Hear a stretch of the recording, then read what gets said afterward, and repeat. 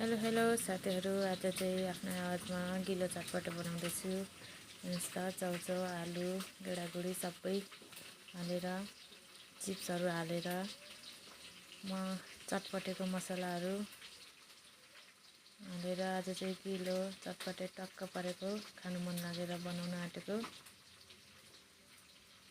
नुनहरू सबै हाल्ने, चाहिने सामग्रीहरू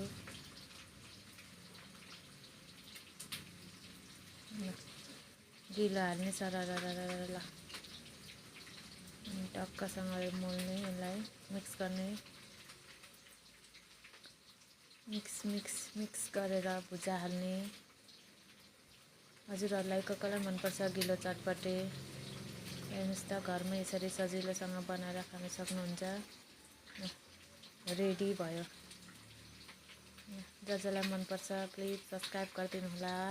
बाई बाई।